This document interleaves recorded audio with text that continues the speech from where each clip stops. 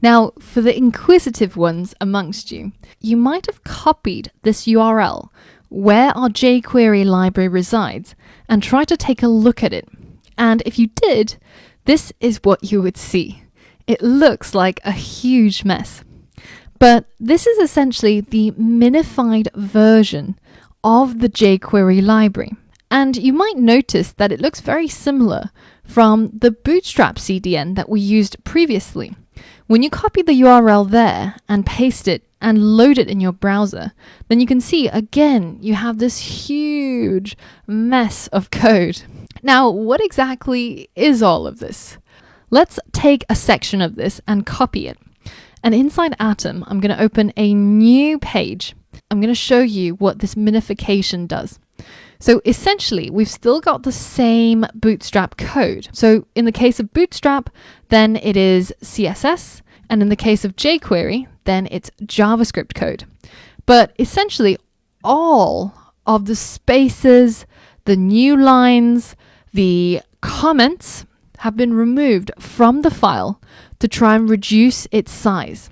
But you can see that as I've been combing through this and separating out these lines into the familiar formatting that we're used to, then you can see that it's just CSS code. And this is simply just JavaScript code. And in fact, if you head over to minifier.org, which is a way of converting your JavaScript or CSS code to a minified version.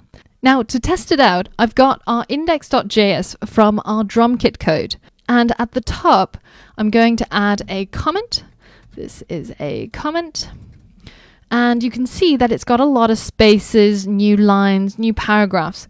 But we're going to copy its entirety by just hitting Command or Control A and then Command or Control C.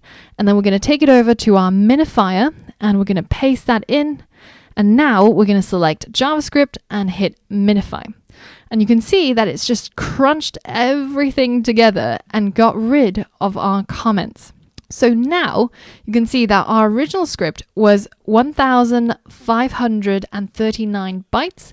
Our minified script is only 1,113 bytes. So we have gained 426 bytes, making our file smaller and therefore quicker for our users to load.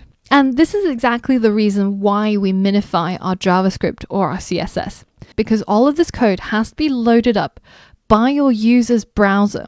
Now, depending on their internet speed, that may take a short time or a long time. Now, because the browser doesn't care about tabs, indents, spaces, and comments, it completely ignores all of it. There's no point asking the user to load up all of this unnecessary information. And by minifying it, we get rid of those things and make our website load much faster. So if you download the jQuery library straight up, then you'll see something that looks a bit like this.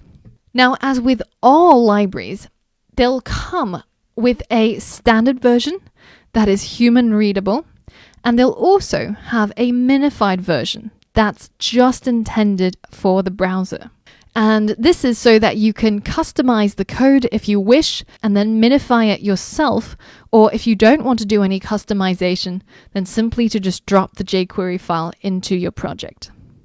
All right, so in the next lesson, we're actually going to be getting down and dirty and actually exploring all the things that you can do with jQuery, starting by selecting elements. So for all of that and more, I'll see you on the next lesson.